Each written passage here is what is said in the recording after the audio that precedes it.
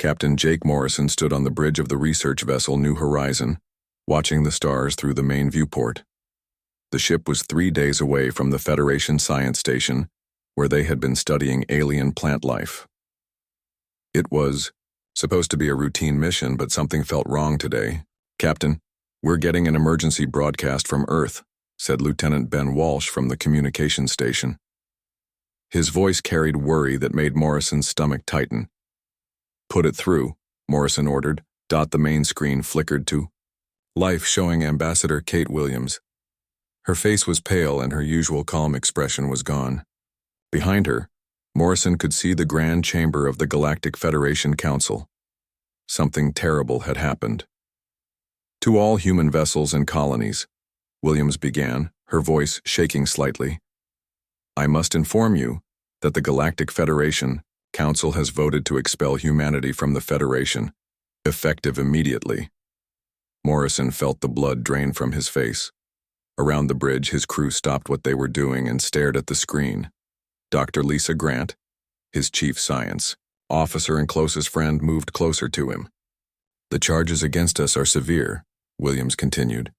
"They claim we show aggressive expansion tendencies, dangerous technological innovation, and psychological incompatibility with peaceful coexistence.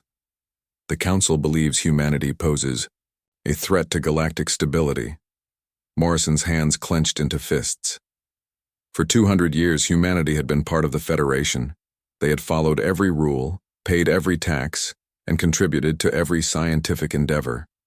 Human colonies had helped feed hungry worlds. Human doctors had cured diseases that plagued other species.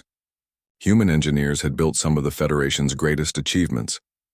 "The immediate cause appears to be our recent breakthrough in quantum fold technology," Williams said. "The Council sees our ability to travel instantly across galactic distances as a military threat. They fear we will use it to build an empire." Dr. Grant stepped forward. "Captain, that's impossible. Our quantum fold research was shared openly with the Federation. We hid nothing from them." Morrison nodded grimly. He remembered the excitement when Dr. Grant's team had first achieved quantum fold travel. It was supposed to revolutionize exploration and trade. Instead, it had signed humanity's death warrant. All human ships, colonies, and personnel must withdraw from Federation space within 30 standard days. Williams continued. "Any humans remaining after that deadline will be considered criminals and dealt with accordingly. Federation ships are already moving to escort our vessels to the border." The transmission ended, leaving the bridge in stunned silence.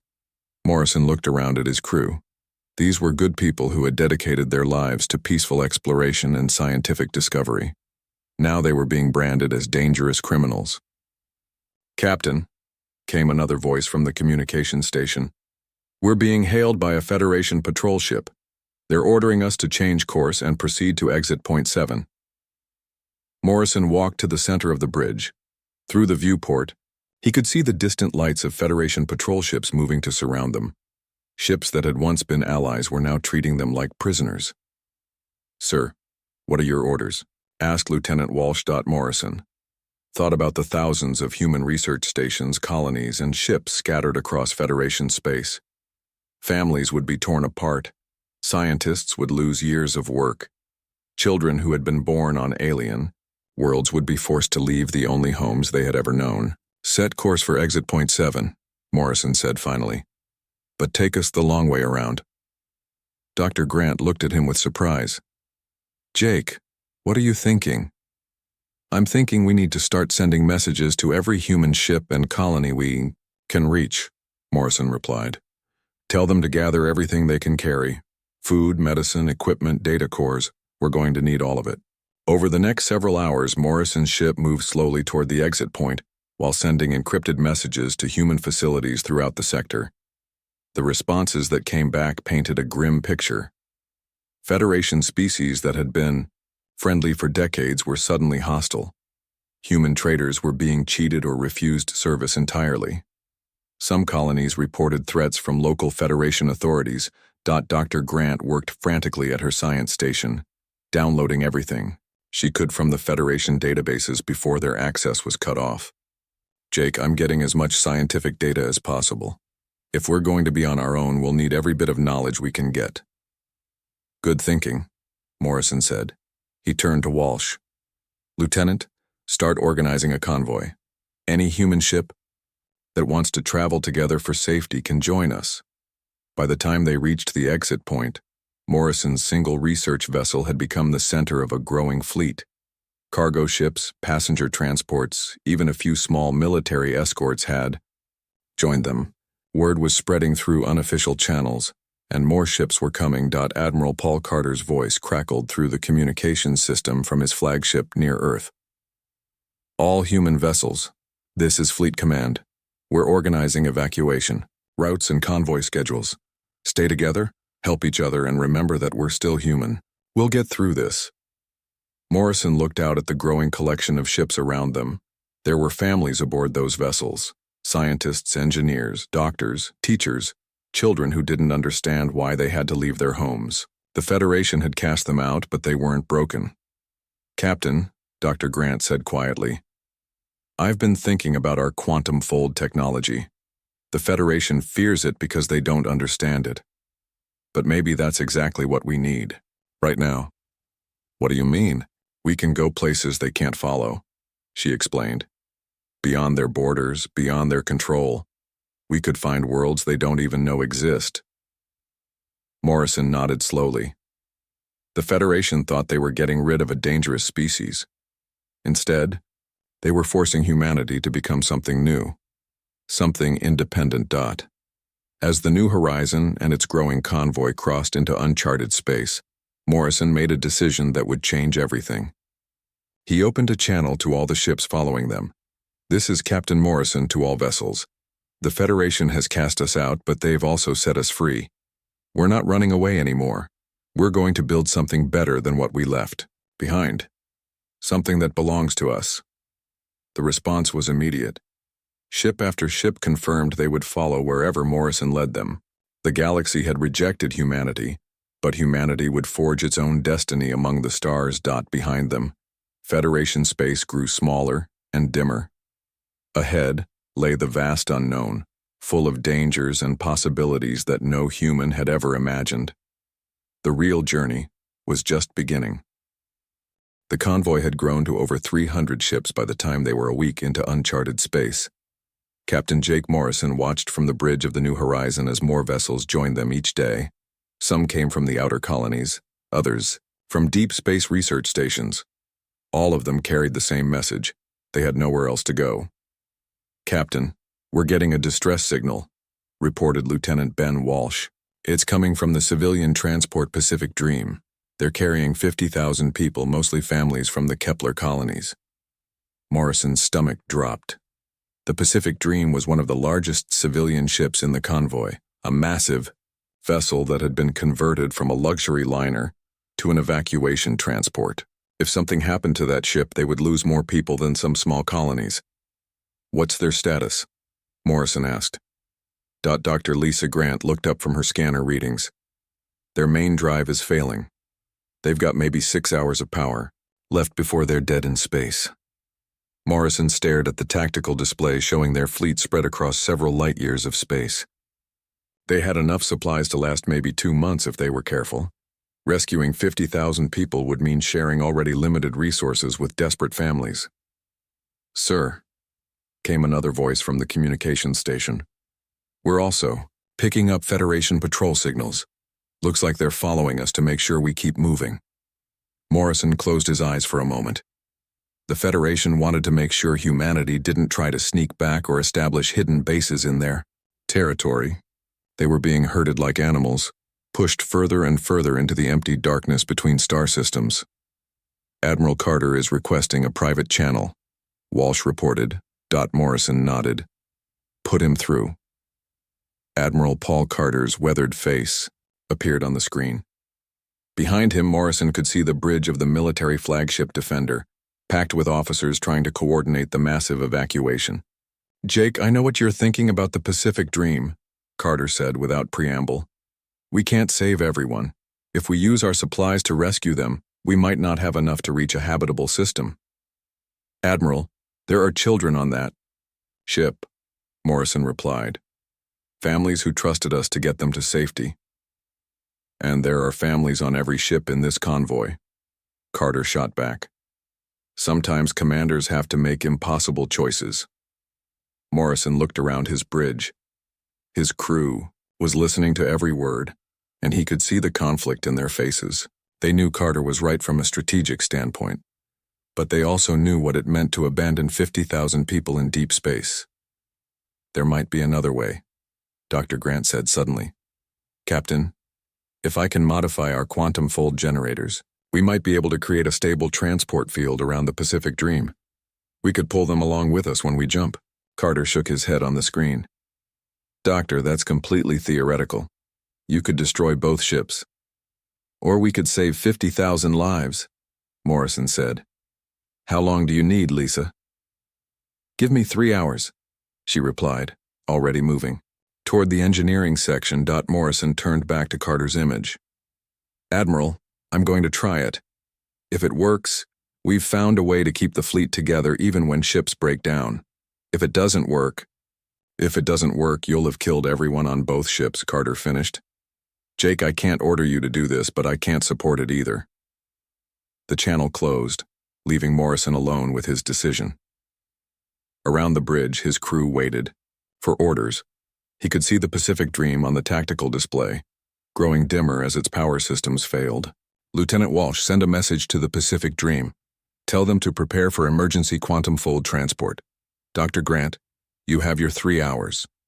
The next 3 hours passed slowly.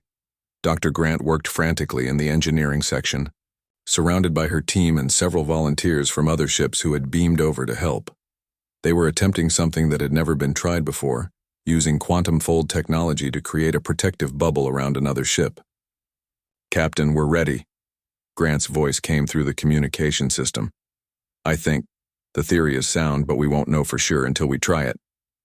Morrison looked at the tactical display one more time. Federation patrol ships were still visible at the edge of their sensor range, watching and waiting. The Pacific Dream was down to emergency power only. All ships, this is Captain Morrison. We're attempting an experimental rescue of the Pacific Dream.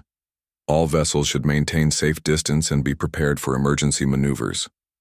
Morrison took a deep breath. Dr. Grant, initiate quantum fold field. The New Horizon shuddered as its quantum fold generators powered up to maximum. Through the viewport, Morrison could see space itself beginning to bend and twist around them. Energy discharges crackled between the two ships as the experimental field took hold. Field is stable, Grant reported. Pacific Dream is locked in. Initiating fold jump in 3, 2, 1. Reality twisted around them. For a moment that felt like eternity, Morrison felt like he was being pulled apart and put back together. Stars streaked past the viewport in impossible colors. Then, suddenly, everything snapped back to normal. Report, Morrison called out. We're clear, Walsh reported. Both ships made the jump successfully. Pacific Dream is reporting all systems stable. A cheer went up around the bridge. Morrison felt a weight lift from his shoulders as he realized they had not only saved 50,000 lives, but proven that quantum fold technology could be used in ways the Federation had never imagined. Captain, Grant said, appearing on the bridge with excitement in her voice. The quantum fold field created a stable pocket of space-time around both ships. We weren't just traveling faster than light. We were traveling outside normal space. Entirely. Morrison stared at her. What does that mean? It means we can create hidden spaces, Captain. Areas that exist outside normal reality where we can store supplies, build bases, even hide entire fleets. The Federation has sensors that can detect ships in normal space, but they'll never find us in fold space. Over the next several days, the convoy continued its journey into unknown territory, but now they were no longer just running away. Dr. Grant's breakthrough had given them something the Federation didn't have.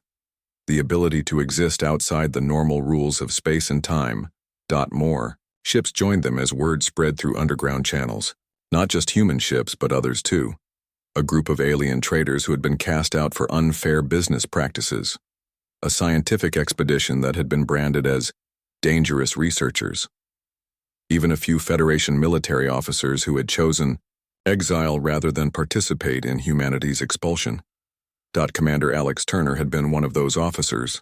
He had served in the Federation fleet for 20 years, earning decorations and respect from species across the galaxy.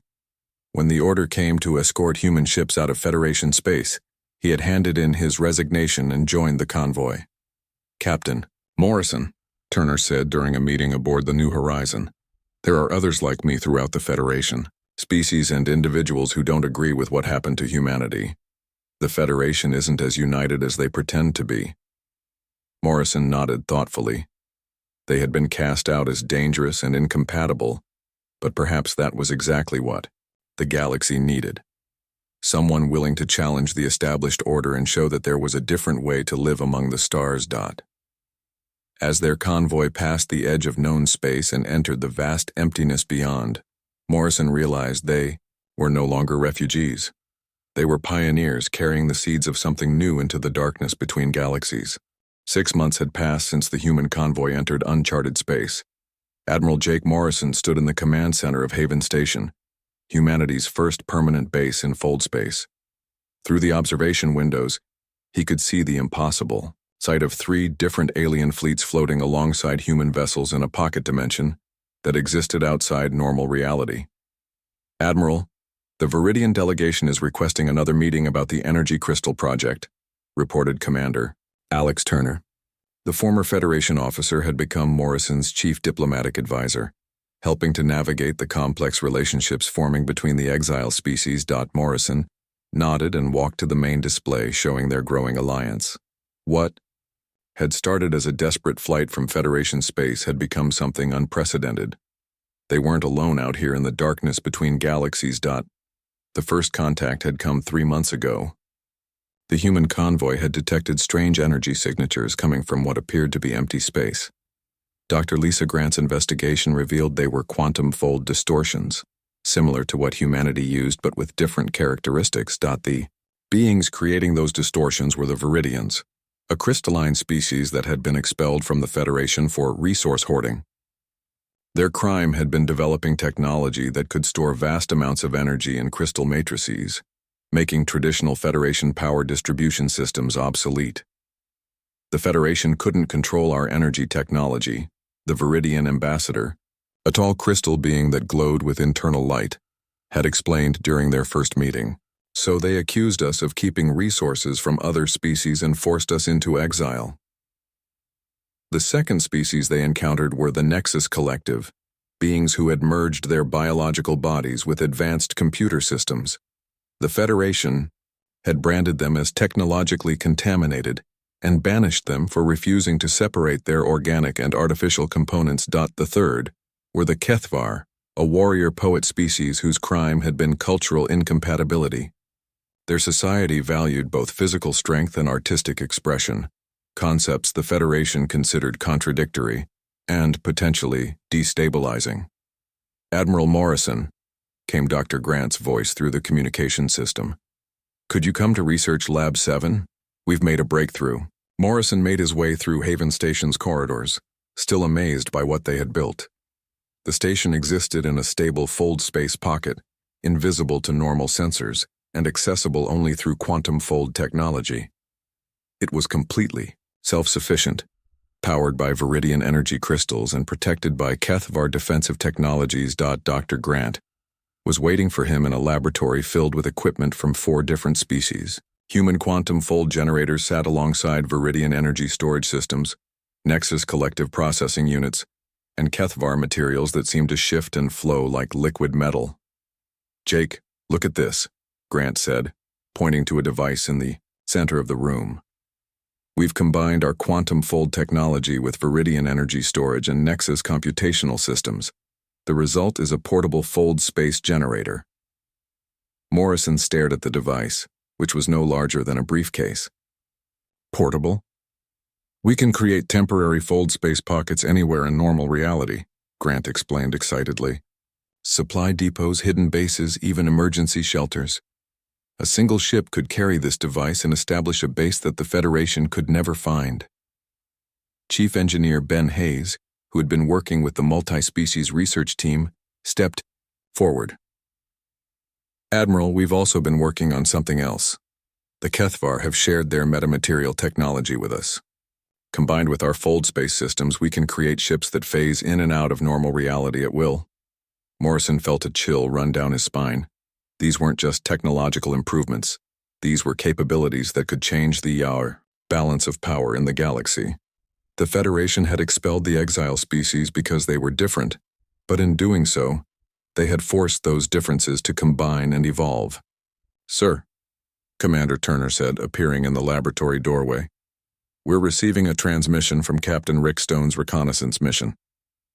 Morrison had sent Stone and a small fleet to scout the border regions between Federation space and the exile territories.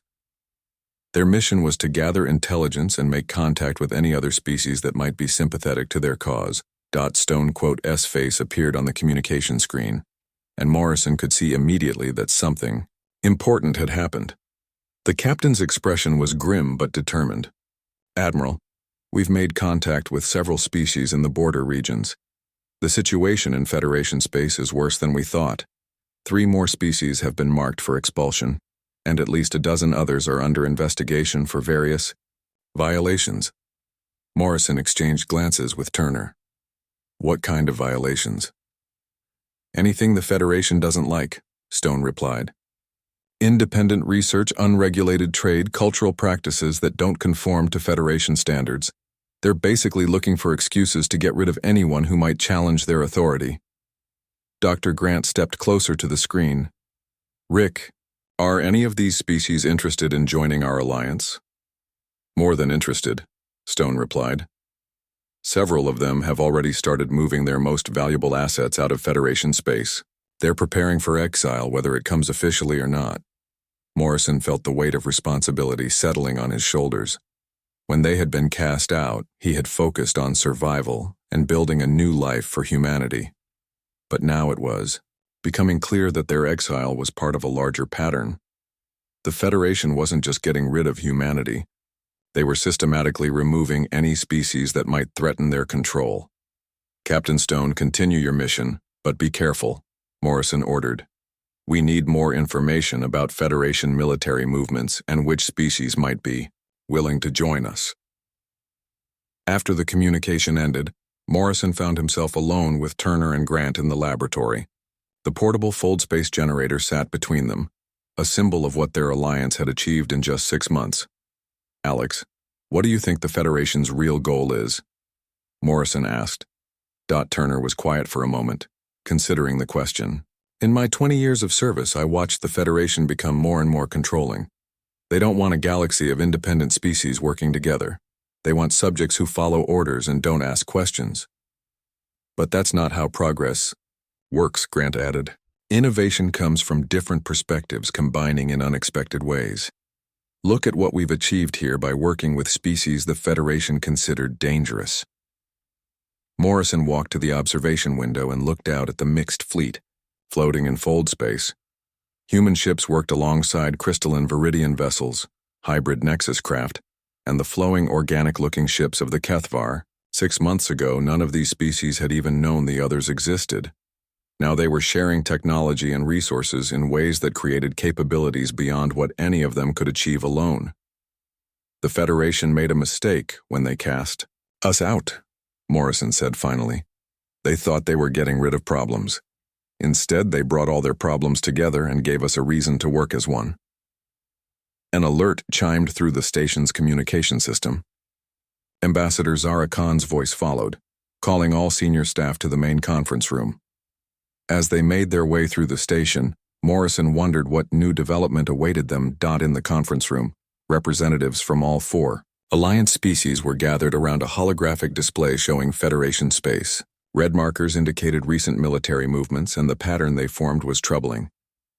"The Federation is mobilizing," Khan announced. "Our intelligence sources indicate they're preparing for some kind of major operation."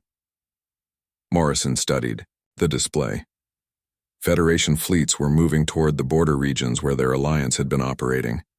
It looked like the galaxy's established powers had finally decided that the exile species were becoming too much of a threat to ignore. "How long do we have?" Morrison asked. Maybe a month before they reach our operational area, Khan replied. Admiral, I think we need to accelerate our plans. Morrison nodded. The Federation had cast them out, thinking it would solve their problems. Instead, it had created something new and potentially more powerful than anything the galaxy had seen before. Now it was time to show the Federation what happened when you forced innovation and determination to work together. 3 years had passed since humanity's exile, and the Exile Alliance had grown into something the Federation never expected. Admiral Jake Morrison stood on the bridge of the flagship Freedom's Dawn, watching as Alliance ships materialized from fold space around a Federation patrol fleet. The enemy vessels had been pursuing a group of refugee ships from the recently expelled Alterian species. Admiral, Federation Fleet Commander is hailing us, reported Captain Ben Walsh from the communications station. Walsh had been promoted after showing exceptional skill in coordinating multi-species fleet operations. Morrison nodded. Put him through. The main screen flickered to life, showing a blue-skinned Centaurian admiral whose face displayed the typical Federation mixture of arrogance and confusion. Behind him, Morrison could see the sterile, regulation-filled bridge of a Federation dreadnought. This is Admiral Crix of the Federation Third Fleet, the alien announced. You are operating illegally in Federation space. Identify yourselves and prepare to surrender. Morrison stepped forward. This is Admiral Morrison of the Exile Alliance. We're here to escort refugees to safety.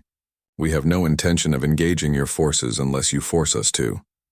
Admiral Crix's expression became hostile. The Exile Alliance is not recognized by any legitimate government.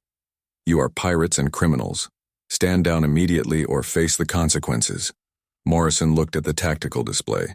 12 Federation ships faced 30 Alliance vessels, but numbers weren't everything. The Federation still thought they were dealing with the desperate refugees who had fled 3 years ago. Admiral Crix, I'm giving you one chance to withdraw, Morrison said calmly. We don't want to fight you, but we will protect those refugee ships. Crix laughed, a harsh sound that echoed through the bridge. Your primitive vessels are no match for Federation technology. You will surrender or be destroyed. The bow. Transmission ended as Federation ships opened fire. Morrison watched the energy beam streak toward his fleet and shook his head sadly. The Federation still didn't understand what they were facing. All ships, defensive maneuvers, Morrison ordered. Show them what 3 years of cooperation can achieve. The Alliance ships didn't behave like any fleet the Federation had ever encountered.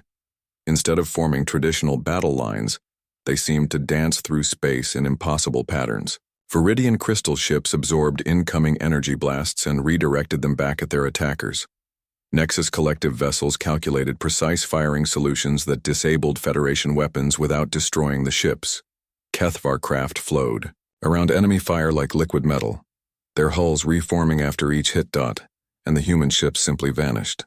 Captain Walsh, initiate phase jump attack pattern, Morrison ordered. The human vessels used their quantum fold technology to slip into fold space, travel through dimensions the Federation couldn't detect, and emerge directly behind enemy ships.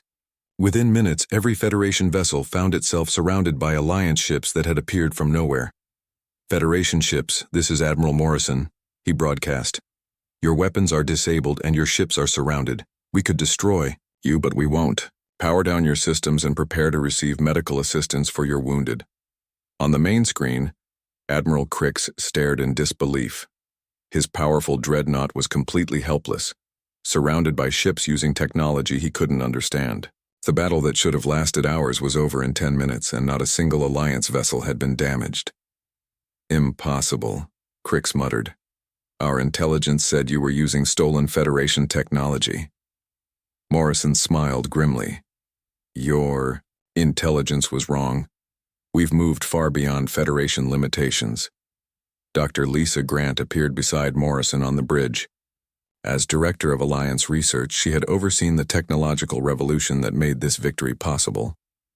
Admiral Crix, your wounded are being treated by our medical teams. We're also transferring data cores containing our humanitarian aid protocols. Perhaps your government should review them. Over the next several hours, Alliance ships worked to repair Federation vessels and treat their crews. It was a strange sight. The very people the Federation had branded as dangerous criminals were risking their lives to save Federation personnel. Captain Rick Stone's voice came through the communication system from his reconnaissance ship. "Admiral, we're detecting massive Federation fleet movements throughout the sector. It looks like they're mobilizing everything they have." Morrison wasn't surprised. Word of this engagement would spread quickly through Federation channels. The exile species they had dismissed as primitive refugees had just humiliated one of their most experienced fleets using technology that seemed like magic. "How many ships are we talking about?" Morrison asked. "Over 1,000 vessels, sir. Dreadnoughts, carriers, battle cruisers. They're pulling ships from all over Federation space." Morrison exchanged glances with Dr. Grant. 1,000 ships represented a significant portion of the Federation's total military force. They were clearly taking the Alliance threat seriously now. "Admiral," came another voice from the communication station. "We're receiving a priority message from President Maria Santos." Maria Santos had been elected as the Alliance's first president 6 months ago, chosen by representatives from all 12 member species.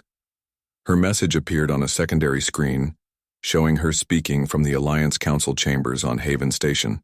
"Jake, our intelligence sources in Federation space are reporting something disturbing," Santos said. "The Federation isn't just mobilizing against us. They're implementing martial law on several worlds and arresting anyone suspected of Alliance sympathies." Morrison felt his jaw tighten. The Federation was turning its own people into enemies, all because they feared what the Alliance represented. "There's more," Santos continued. 3 more species have requested immediate evacuation from Federation space. The Balarians, the Hydrosians, and the Quantum Dancers. That's over 2 billion people who need our help. Morrison stared at the tactical display showing Federation forces massing throughout the sector. 2 billion refugees would need thousands of ships and months to evacuate safely. The Federation wouldn't give them that kind of time.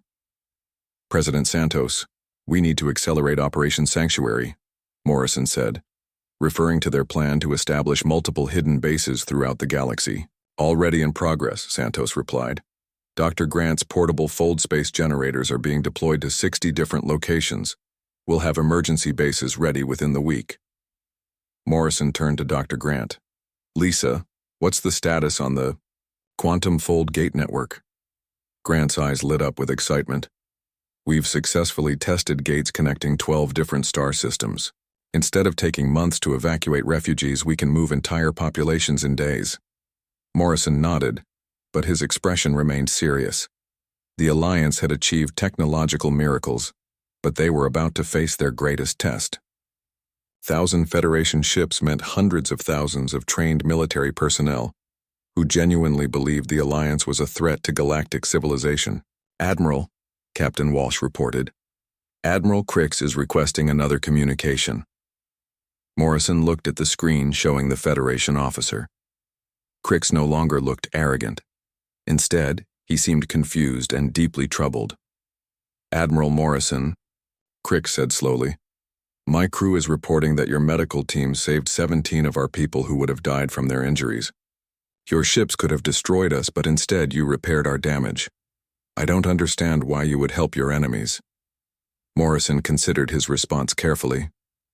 "Admiral Crix, we're not your enemies. We're not anyone's enemies. The Federation cast us out because we were different, but we never wanted war. We just want the right to exist and help others who need it." Crix was quiet for a long moment. "My government says you're dangerous extremists who threaten galactic stability." "And what do you think now?" Morrison asked. Crix looked around his bridge where Alliance medical teams were still working to save Federation lives.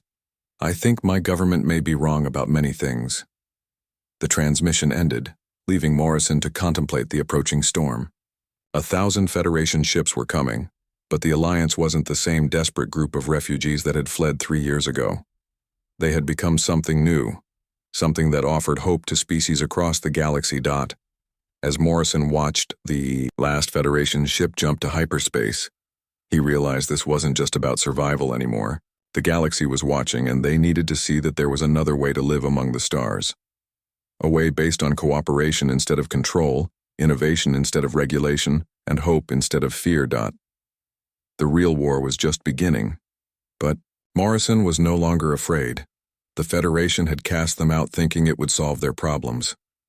Instead, they had created something that would change the galaxy forever. Admiral Jake Morrison stood in the observation deck of the Alliance flagship Freedom's Dawn, watching the most remarkable sight in galactic history. Hundreds of ships from dozens of species floated in formation around Haven Station, but these weren't exile fleets or refugee convoys. These were Federation worlds that had chosen to join the Alliance voluntarily. Admiral, the delegation from the Centaurian Republic is requesting permission to sign the Alliance Charter, reported Captain Ben Walsh. It was hard to believe that, just 6 months ago, Centaurians had been shooting at Alliance ships. Morrison nodded, still amazed by how quickly things had changed. The turning point had come when Alliance ships began appearing throughout Federation space, not to attack, but to help. When the agricultural world of New Eden faced ecological collapse, Alliance vessels had arrived with advanced terraforming technology that saved 3 billion lives. When pirates attacked a Federation medical convoy, Alliance ships had materialized to drive off the attackers, then vanished before Federation reinforcements could arrive. Sir, President Santos is ready for the ceremony, Walsh continued. Morrison made his way to the main assembly hall, where representatives from 47 different species waited to witness something unprecedented. President Maria Santos stood at the podium, with the Alliance Charter displayed on screens throughout the massive chamber. Fellow beings of the galaxy, Santos began, her voice carrying clearly through the translation systems. 4 years ago, our species were cast out from the Federation, labeled as dangerous, incompatible, or threatening to galactic stability. Today, we gather not as outcasts, but as the foundation of a new way of life among the stars. Morrison looked around the chamber at the diverse gathering. Crystalline viridians glowed softly next to metallic Nexus Collective members. The flowing forms of Kethvar representatives moved gracefully beside human diplomats. Former Federation species sat alongside beings that had never been part of any galactic government. Dr. Lisa Grant approached Morrison during the ceremony. As Director of Alliance Research, she had overseen the technological revolution that made this moment possible. Jake, I've got the latest reports from our Quantum Fold Gate network. We now have instant communication and travel connections to over 200 star systems. Morrison shook his head in wonder. The Quantum Fold Gates were perhaps the Alliance's greatest achievement. Unlike the Federation's controlled hyperspace routes, the gates were offered freely to any species that wanted them. Trade, communication, and travel had become easier than ever before. Dr. Grant, what's the response been like? Morrison asked. Overwhelming, she replied with a smile. Species that have been isolated for centuries are suddenly part of a galactic community. Scientific knowledge is being shared at an unprecedented rate. We're seeing technological advances that would have taken the Federation decades to achieve. The ceremony continued as Ambassador Zarakhan read the names of worlds joining the Alliance. Morrison listened with growing amazement as planet after planet, species after species chose to leave Federation control and join their confederation. The Alterian Collective chooses freedom and cooperation, Khan announced. The Hydrosian Deeps choose innovation and mutual respect.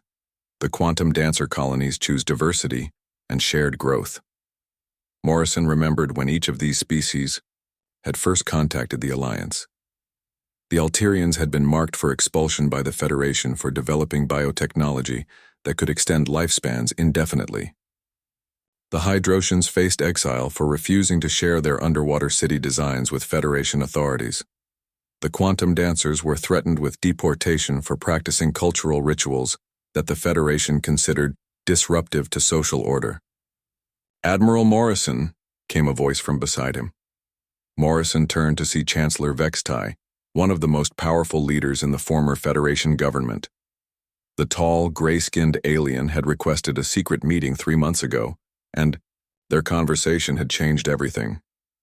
Chancellor, Morrison replied, I'm surprised to see you here publicly. Vextai's expression was thoughtful. Admiral, in my 200 years of government service, I have never seen anything like what you've built. When I visited your hidden station and saw species working together without fear or restriction, I realized that the Federation had lost its way. Morrison nodded. That secret meeting had been a turning point. Vextai had returned to Federation space and began quietly encouraging species to consider their options. His influence had been crucial in preventing the Federation from launching a massive military campaign against the Alliance. The Federation Council is meeting in emergency session, Vextai continued. Over half of our former member species have joined your alliance. Our military commanders are reporting that their own crews are refusing orders to attack Alliance ships. Morrison looked around the ceremony, where beings from across the galaxy were celebrating their shared commitment to cooperation and freedom. Chancellor, what will the Federation do now? Adapt or become irrelevant, Vextai replied simply. Many of us are arguing for fundamental reforms. The old system of control and conformity has failed. We need to learn from what you've accomplished. President Santos's voice drew their attention back to the ceremony. Today marks not just the expansion of our alliance, but the birth of a new galactic civilization. One based on the simple idea that diversity makes us stronger, cooperation achieves more than competition, and freedom is more valuable than security. Applause echoed through the chamber as representatives from dozens of species showed their agreement. Morrison felt a deep sense of satisfaction but also responsibility. They had proven that the galaxy's outcasts could build something better than what they had left behind. Admiral, Dr. Grant said, appearing beside him again with excitement in her voice. I'm getting reports from across the galaxy. The Alliance charter has been broadcast on every major communication network. Species that we haven't even contacted yet are requesting membership information. Morrison smiled. The Alliance had grown from a desperate convoy of refugee ships to a galactic confederation in just 4 years. But more importantly, they had shown that there was an alternative to the Federation's rigid control. Sir, Captain Walsh's voice came through the communication system. We're receiving a transmission from Earth. Admiral Carter wants to speak with you. Morrison made his way to a private communication room where Admiral Paul Carter's weathered face appeared on the screen. Behind him, Morrison could see the familiar skyline of New Geneva, Earth's capital city. Jake, I wanted you to see this, Carter said, stepping aside to reveal a massive crowd gathered in the city's central plaza. Humans, aliens, and beings Morrison had never seen before filled the streets, all celebrating together. Is that what I think it is? Morrison asked. Carter grinned. The first Alliance Day celebration on Earth. Representatives from 30 different species are here to establish embassies. Jake, you've done something I never thought possible. You've made Earth the center of a galactic community based on friendship instead of fear. Morrison felt emotion welling up in his chest. When they had been cast out 4 years ago, he had focused on survival. He never imagined they would return to Earth as leaders of a galaxy-spanning alliance. The celebration continued through the night, but Morrison found himself drawn back to the observation deck, looking out at the fleet of ships representing their new galactic civilization. Captain Rick Stone joined him carrying 2 cups of coffee.